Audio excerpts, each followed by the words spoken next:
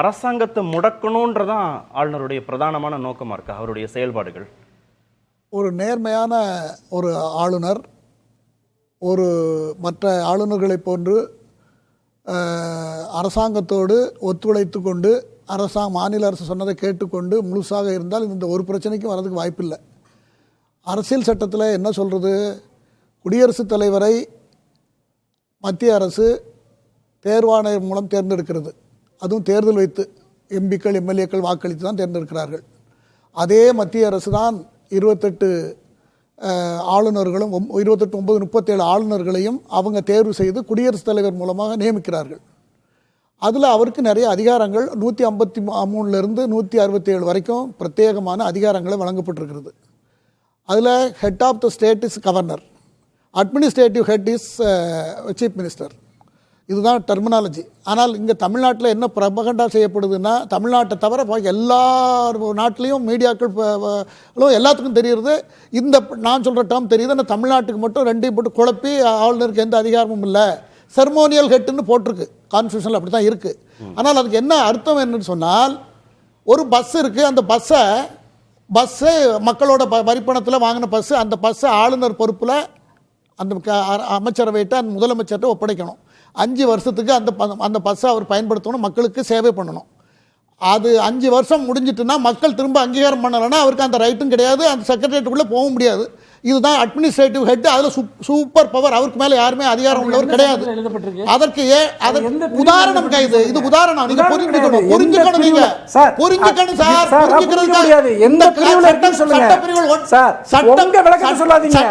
சட்டம் எங்க எக்ஸ்பிளைன் பண்ணுது? இதான் சட்டம், இது சட்டம். இது நீங்க சொல்ற சட்டம் சார், புத்தகத்துல எங்க இருக்கு? அப்படியே நான் எல்லா கிளாஸையும் படிக்கணும், படிக்க எல்லா கிளாஸையும் படிக்கணும். நீங்க சொன்ன எல்லா கிளாஸையும் இது பாருங்க, எல்லா கிளாஸையும் படிக்கணும், எல்லா கிளாஸையும் படிக்கணும் சார். பாருங்க, என்ன பாருங்க, ஒரு ஆளுநர் 144(1) ஒரு முதலமைச்சரை அந்த மாநிலத்தின் ஆளுநர் நியமிக்க வேண்டும். மற்ற அமைச்சர்களை அந்த மாநிலத்தின் முதல்வர் அறிவுரை பிரமாணம் செய்து வைக்கணும் இருக்கு. ஏன் தப்பா படிக்கிறீங்க? தப்பு இல்ல, நீங்க புரியுது சார். நான் என்ன சொல்றேன், எந்த புத்தகத்தை கொஞ்சம் ட்ரான்ஸ்லேட் பண்ணிட்டு வராரு, கொஞ்சம் பேசும்போது எல்லாம் ஒரு ஆளுநர் பிரமாணம் செய்யணும் இருக்கு. நீங்க பேசும்போது நான் ஒண்ணுமே நான் என்ன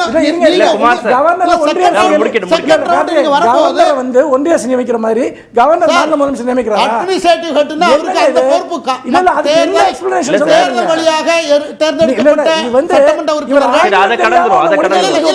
கொஞ்சம் இருங்க சார், இங்கிலீஷ் தெரியாம சொந்த பாஷையில சட்டம் படிக்கல. இல்ல அவர் முடிக்கட்டும், அவருக்கு நேரம் முதலமைச்சரை ஒரு கவர்னர் நியமிக்கிறாரா? பதவி பிரமாணம் தான் செய்து வைக்க முடியும், நியமிக்க முடியாது. நான் அப்படி சொல்லலையே சார், நான் அப்படி சொன்னேன். என்ன சொன்னேன்? ஒரு மாநில முதலமைச்சரை கவர்னர் வந்து நியமிப்பாரு. அப்படி சார் படிக்கிறாரு சார், நான் அப்படியே சொன்னேன். ஆமா அப்படி படிங்க. அப்படி எல்லாம் இல்ல சார், படிச்சா திரும்ப படிங்க. பதவி பிரமாணம் படி வைக்கிறது. பதவி பிரமாணம் படி வைக்கிறது. அத நான் சொல்றேன். அவர் பேசுறாரு. சரி கொஞ்சம் இருங்க சார். ஒரு பொய்யா எப்படி கொஞ்சம் இருங்க. அதாவது இதுதான் இல்ல சார், ரெண்டு பேருக்கும் ஃபார்முலா ஓகே, ரெண்டு பேருக்கும் அதிகார வரையறை இருக்கு தானே?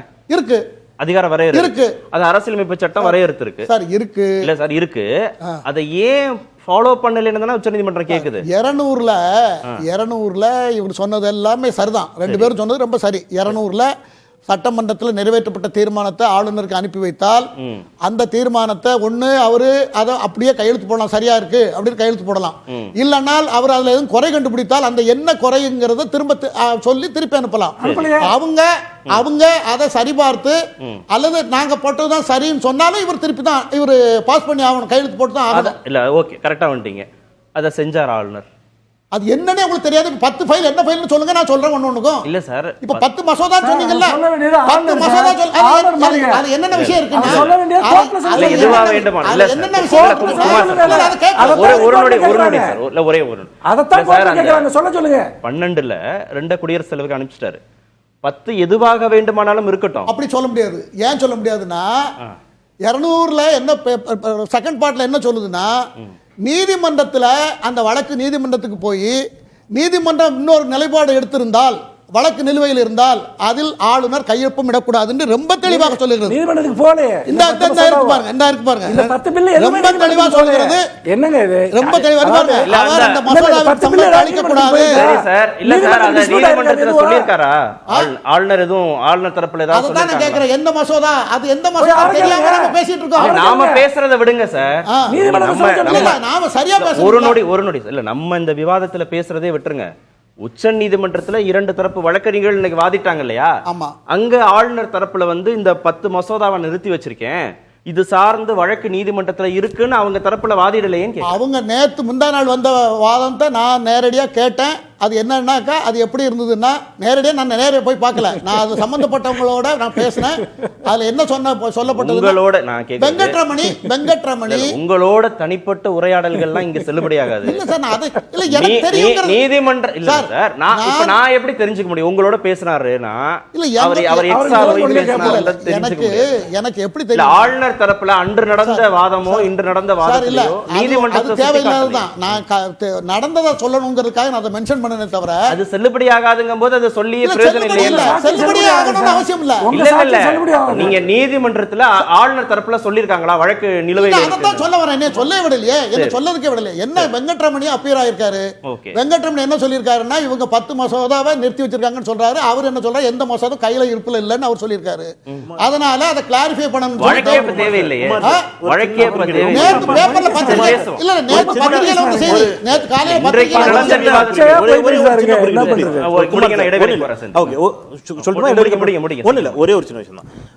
ஆளுநர் அதிகாரத்தை துஷ்பிரயோகம் செய்கிறார், ஆளுநருக்கு இது தொடர்பாக அதிகாரமே கிடையாது என்று சொல்லி ஒருவர் உச்சநீதிமன்றத்தை நாடினார் 2011. அவர் பெயர் நரேந்திர தாமோதர் தாஸ் மோடி.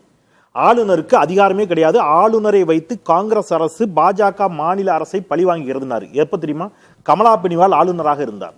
கமலா பெனிவால் ஆளுநராக இருக்கின்ற பொழுது லோக் ஆயுக்தாவினுடைய நீதிபதியாக ஆர்ஏ மேக்தாவை நியமிக்கிறார். இதற்கு மாநில அரசுக்கு தான் அதிகாரம் இருக்கிறது, ஆளுநருக்கு அதிகாரம் இல்லைன்னு சொல்லி அன்றைக்கு சொன்னவர், ஆளுநருக்கு அதிகாரமே இல்லை என்று சொன்னவர் மோடி. இப்ப ஐயா என்ன சொல்றாரு அப்படின்னா, இப்ப ஐயா அரசியல்வாதி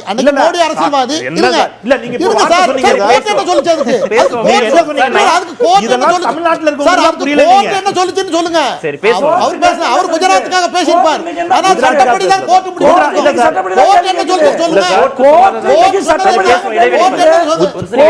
சட்டப்படி தான் கேக்குது.